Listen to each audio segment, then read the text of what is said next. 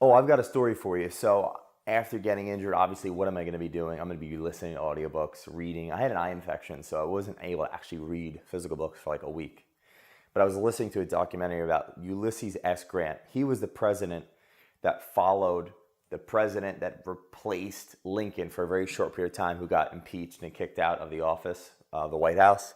So he was the general. Ulysses S. Grant was the general, one of the main generals that Abraham Lincoln actually bestowed, administrative assistance to and supported as being like the general to win the war. He came up with the big game plan to send, Tecumseh Sherman and all the other generals where they needed to go to the South to win for the North. Interestingly enough, I'm watching this like 6-hour documentary about Ulysses S. Grant. He was a bit of a drunkard. He was definitely a left brain, analytical, mathematical type. He was a seriously average guy. So for anyone watching this and thinking, I'm not good enough to be on YouTube.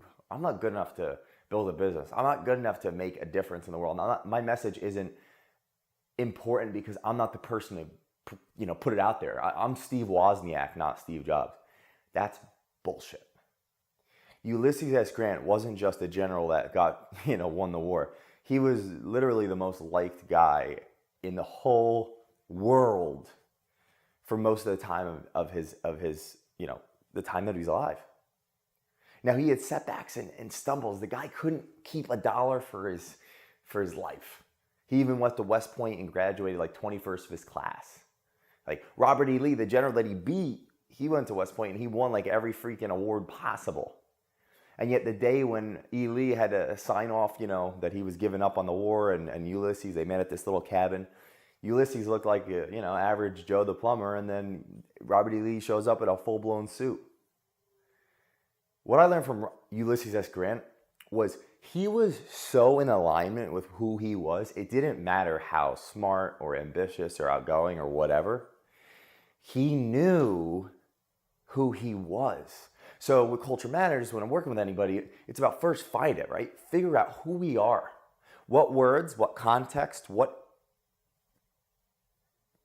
would we leave behind if we died tomorrow that others could say, that was Jay. That was Ulysses S. Grant. His character was so clear to himself, at least. It may have not been written out, but he was in alignment with self. He knew exactly who he was, and he was going to go for it. And through trials and tribulations, he won the war. Then he ended up getting into office. They elected him president. He didn't even want to be the president. He didn't even want to be the president. He did a really not so great job in the eyes of the public. They were kind of like, He was almost known as like kind of a dummy when it came to trusting other people because he got taken advantage of numerous times in business. And he had a pretty crappy presidency overall from the public, and yet they still loved him. Now, he did one good investment in some kind of investment in like a mine. Made about 25 grand, which was like $1 million back then. This is 100 some years ago. Traveled the whole world for a couple years with his wife. And he realized the first place he went was England. And he got off the boat and there was thousands of people waiting for him because he was really, really famous. People loved Ulysses S. Grant. After a couple years, he ran out of money. So he came back home, not really sure what to do.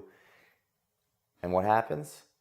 Someone really fraudulent uses his brand, right, the belief people have in him, to put his name on a company to raise money that was supposed to go into investments, but it became a big Ponzi scheme.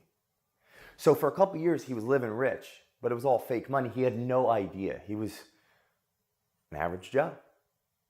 He didn't know what he didn't know. He won the war. He won the hearts of the American people. And it almost seems though time after time, mistake after mistake, he would let people down because they loved him. But it was like, really, Ulysses? You did that? So he lost everybody their money in like one of the first Ponzi schemes of all time, not knowing that the gentleman that owned the company totally screwed everybody. It was like awful.